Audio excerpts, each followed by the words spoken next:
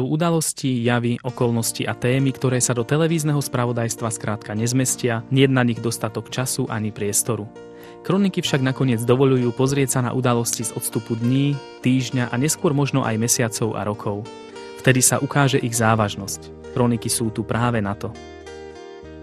Ten volebný program, ktorý sme pripravili, sledoval predovšetkým to, aby sa obec rozvíjala komplexne. Aby to na jednej strane boli rozvojové programy, opravy, údržby a rekonštrukcie, na druhej strane, aby ten program zahŕňal aj bežné potreby a uspokojovanie aktivít občanov. To celé svoje úsilie sme dávali do tvorby projektov. Bol to predovšetkým projekt rekonštrukcia a modernizácia základnej školy s materskou školou. Pripravili sme projekt pre výstavbu multifunkčného ihriska. No a momentálne sa pripravuje ešte ďalší projekt rekonštrukcia a modernizáciu verejného osvetlenia v obci. Boli tu vybudované tie základné veci, na ktorých sa dalo stavať. Mám napríklad na mysli komplex budov základnej školy, mám na mysli kultúrny dom v Ľubeli, existuje tu zdravotné stredisko, existuje tu, myslím si, že pekný objekt slúžiaci športu. V štádiu realizácie projektu je rekonštrukcia a modernizácia základnej školy s materskou školou. Výška toho diela je asi 20 miliónov slovenských korún. Obsahuje stavebné práce, výmena okien, zateplenie, rekonštrukcia sociálnych zariadení, ale aj výmena nábytku v základnej škole, výmena celej výpočtovej techniky. Dá sa povedať, že obec, a nie len naša, ale aj Dúbrava, Klačany a Vlachy, dostanú k dispozícii modernú školu, ktorá bude spĺňať, myslím si, všetky tie atribúty modernej školy a bude dávať priestor na vzdelávanie našich detí. Máme rozpracovaný projekt s Liptovskou vodárenskou spoločnosťou. V štádiu územného konania je kanalizácia a čistička odpadových vôd.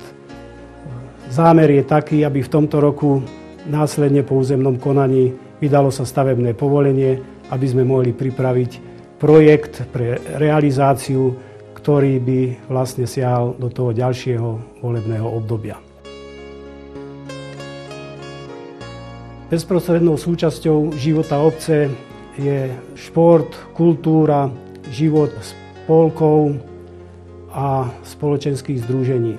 Sme hrdí na náš divadelný ochotnícky súbor, ktorý každý rok pripraví jednu divadelnú premiéru, uskutoční aspoň 20 repríz, pripraví jeden divadelný festival a vo veľkej miere sa podieľa na uchovávaní ľudových tradícií v obci. Pozitívne hodnotím tiež prácu našej miestnej knižnice, kde pravidelne doplňame knižný fond a som rád, že nie len z našej obce, ale aj z okolitých máme veľa čitateľov, ktorí pravidelne ju navštevujú.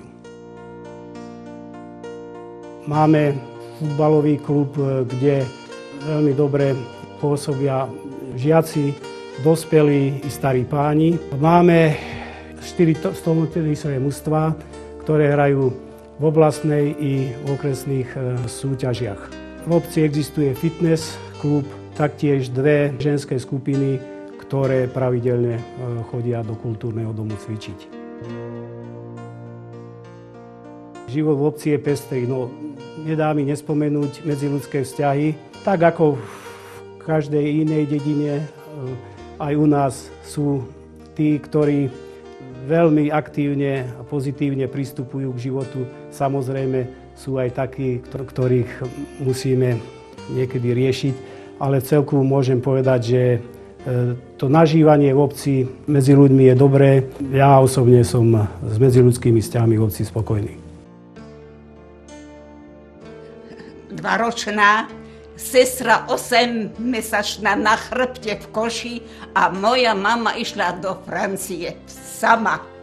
Boli sme tam 16 rokov. 18-ročná sme sa vrátili na Slovensko. No tak nakorát ma vydaj, len že som bola sprostá vtedy.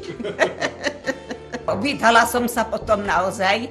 No, mali sme 3 deti. U nás ani vyskakovať nemôžeme, peňazí nikdy nebol, ani nie je. Takže v skromnosti sme naučení žiť a to je hlavné, že v kľude, v pokoji. Mama je optimistka a preto je ešte tu. Pekne, ja som naozaj byť. Máme záhradu, zvieratka tiež, však hydina sa chová. No dobre, dobre. À nos enfants de la patrie, le jour de gloire est arrivé. Contre nous de la tyrannie, l'étendard sanglant élevé, l'étendard ensanglant élevé.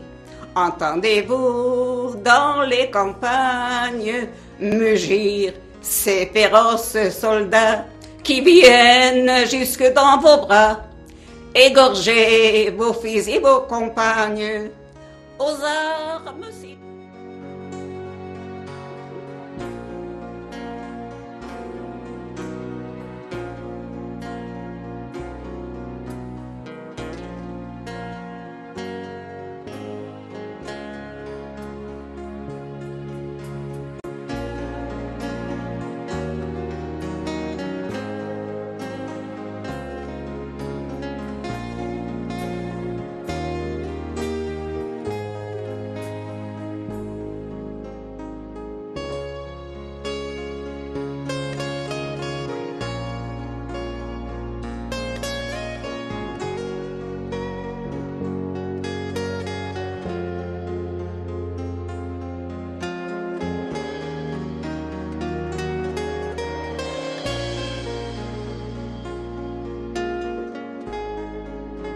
Ja si len želám, aby aj tieto sviatočné dni prispeli k dobrému spolunažívaniu občanov, aby viedli k určitej pokore, vzájomnej úcte medzi ľuďmi.